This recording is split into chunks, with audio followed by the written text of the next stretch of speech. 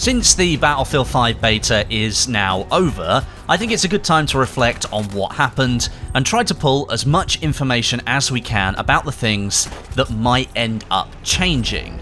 I'm sure DICE will release some kind of what we learned from the beta blog at some point, as they did with the closed alpha, but there's currently a lot of information and insight being released over on Twitter.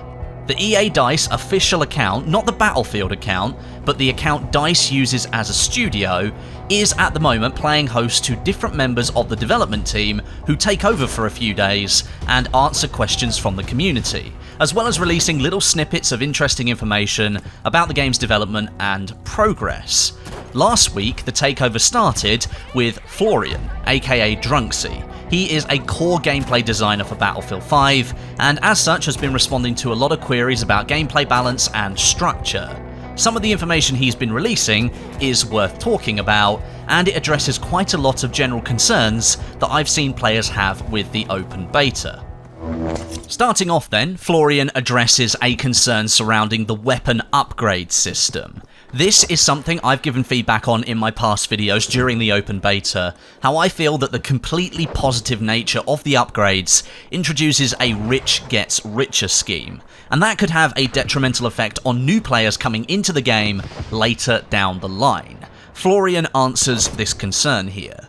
In terms of balance, it makes it easier with the current implementation. It's one of our first big tests and we need to see how that works. We're open to considering changes if we can add even more depth to the gunplay, as well as interesting choices. It is good to hear the team is open to considering some changes to this system, because having spent a lot of time with fully upgraded weapons in the open beta, it's clear to me that fully upgraded weapons are vastly superior to the base weapons, and that to me highlights a need to implement trade-offs or negatives with each upgrade you apply to every weapon. By the end of the beta, I had a Lee Enfield rifle that had faster aiming down sight time, faster rechambering of bullets, and a buff to accuracy while scoped in and moving as just 3 of the several upgrades I was allowed to apply to the weapon. None of those attributes had any paired negatives and only made the weapon more powerful. I also had a fully upgraded STG rifle which featured both reduced horizontal and reduced vertical recoil as upgrades, which to me makes absolutely no sense whatsoever. Those upgrades make it flat out easier to control the weapon. If you come up against a brand new player with their bare bones STG and you whip out your fully upgraded one, who do you think is going to have an easier time there? Of course, player skill still comes into play, and a good player should still be able to win a gunfight, even without some of those upgrades, but what the upgrade system was, in my head, was designed to bespoke weapons to different playstyles. I don't think that is currently what's being achieved with the system. It simply makes weapons easier to use. I think that needs to change. Next up, Florian discussed the attrition mechanic. This is the Marmite of Battlefield 5 at the moment. You either love it, or you absolutely hate it. Florian answered quite a few questions surrounding this topic, but these replies stood out to me as ones that signal potential change on the horizon. Attrition seems to be love or hate in general, and I think we still have some work to do to get that loop right, health and ammo. We've always been looking at some ammo changes and are considering a higher ammo count on spawn and a higher capacity when fully resupplied.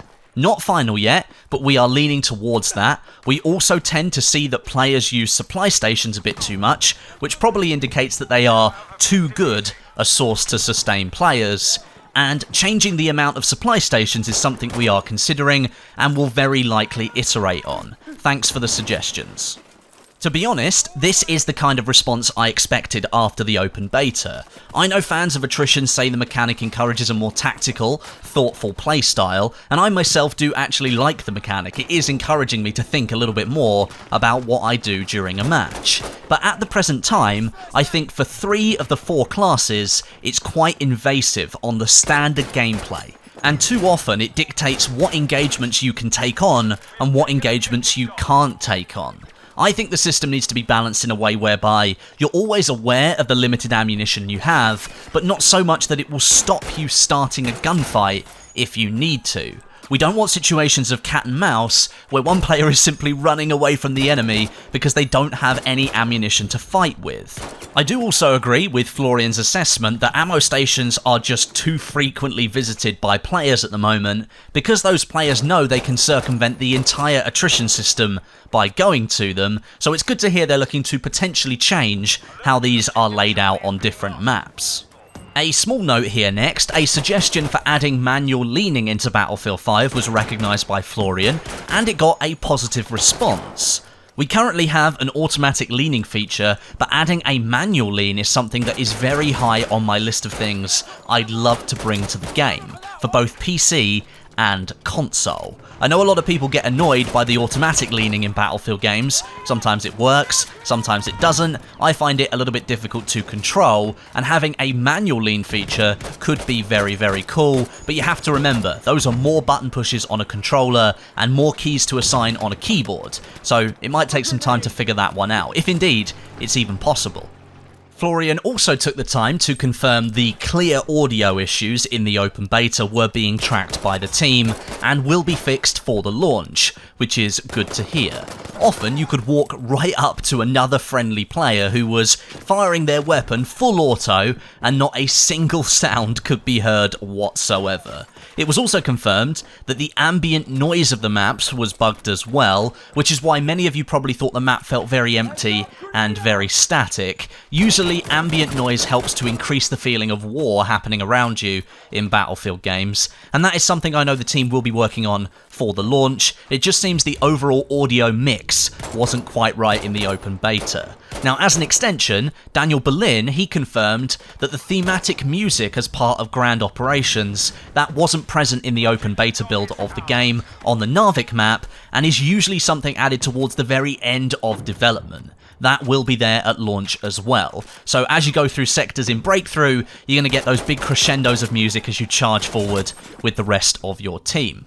There was an uncommon occurrence during the open beta where sometimes shooting at players would result in much lower damage being applied than you expected. Florian confirmed that this was due to a bug in the spawn protection system currently in Battlefield 5, and that it would be fixed for launch. The protection was remaining active for too long after the spawn of the player, and thus resulted in players sort of absorbing much more damage than you would expect, potentially even losing gunfights because that player would then turn around and drop you because you didn't have any kind of spawn protection whatsoever. Good to see that this is going to be resolved for the final launch. Next on the list, Florian confirmed that we are going to see some filter down of points scored when squad members use and succeed with the squad reinforcements called in by the squad leader. Now, in order to call in reinforcements, the squad needs to perform actions which build up points, but at the moment, the V1 or JB2 rockets only then reward the squad leader if successfully landed on a bunch of enemies. DICE wants to introduce a system where some of those points are shared amongst the squad rather than solely being applied to the squad leader, so there is a fair share overall. After all, you did all work together to build up those points to call in the rocket. I think some of those points should be shared out. It's great to see this system in Battlefield 5. It's something I thought that we could have had in previous games in the past when you look at some of the systems for calling in reinforcements there, or even just squad actions in general. It's good to see it in Battlefield 5 finally. The annoying revive bug where you ended up picking up the down player's weapon instead of reviving them, that's going to be fixed in the final game. It happened in the open beta because interactions weren't blocked during the revive sequence. I know this was really frustrating because when you're on a roll deep into a life with your soldier, it sucks to have the entire dynamic of the life completely changed because of a bug, so I'm glad to see that is being fixed. We also got to have a look at an in-progress feature via a video that Florian posted, damage being stopped by limbs, or at least negating that issue in Battlefield 5. This has been a big issue in previous titles where if a bullet fired first went through a body part that applied a lower damage multiplier, but the trajectory of the bullet would imply it would go through a higher damage multiplier out the other side, it didn't matter. That lower damage multiplier would be ended up taken because that was the first point of contact, and you wouldn't end up with the expected result, and often you'd do way less damage than you intended. Now this created quite a bit of inconsistency in gunplay in Battlefield 1, and so therefore DICE is fixing that annoyance in Battlefield 5. The video shows an enemy looking up to the sky with their arms in front of their head. Now arms and heads in Battlefield games have very different damage multipliers applied to them, and in previous games this scenario would not have resulted in a headshot kill, but perhaps a low damage arm shot, despite the bullet being able to pass through the arm and onto the head. In Battlefield 5, you would get a headshot kill in this scenario because the game looks for higher damaging body parts in the bullet trajectory. If the bullet is going to hit one of those, it takes the higher damage multiplier over everything else. DICE is also adding hitboxes to hands in Battlefield 5, which is something previously they have not done because of this limb collision issue, and also tweaks are being made to flinching animations when a soldier is shot. The head of the soldier will now remain much steadier if the player does take a hit to the head, rather than ducking down or away from where the head was previously, meaning a player with good aim could not finish off the kill very easily, and instead perhaps would miss that next shot. So the fact that this is all being tightened up, that's going to make gunfights more consistent and less random. Now, that's a lot of information to try and digest, and a lot of information revealed via the DICE Twitter account. And to see this kind of interaction at all after what has been an admittedly very poor marketing campaign for Battlefield 5 is really, really refreshing. It's clear that this is DICE talking here, almost unfiltered about their brand new game, without any kind of interference from the marketing side of the company.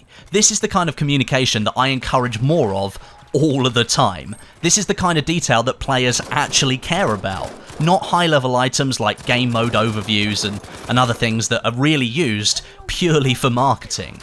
What would be even more helpful, however, is if the marketing team did get involved and amalgamate all of this information into a blog post. I suggested that to Jeff Lander, writer for Battlefield, the other day. Haven't heard back yet, but it would be really, really cool if all of that information that Florian has released was just sort of bundled together in a blog post that could then be easily shared by the Battlefield social media accounts, so lots more people would see this information. The result of something like that would be a community that's more informed about the product, so everyone can have more constructive conversations about what's actually happening. I'd still argue a lot of people out there don't really know half of what's going on with Battlefield 5, and therefore just get frustrated that they don't understand some of these mechanics. Another DICE developer, Valerian, he's taken over the DICE account from today, and so once his stint finishes, I'll bring you another video just like this one, summarising all the info that we end up learning. But make sure you leave me some of your comments down below, give me your thoughts on what Florian has highlighted today, because I'm sure you've got plenty more to add to the conversation, and make sure, if you're not already, that you're subscribed to the channel and have notifications switched on so you don't miss any of my future videos. But until next time, my name is Westie, and I'll catch you guys in the next video.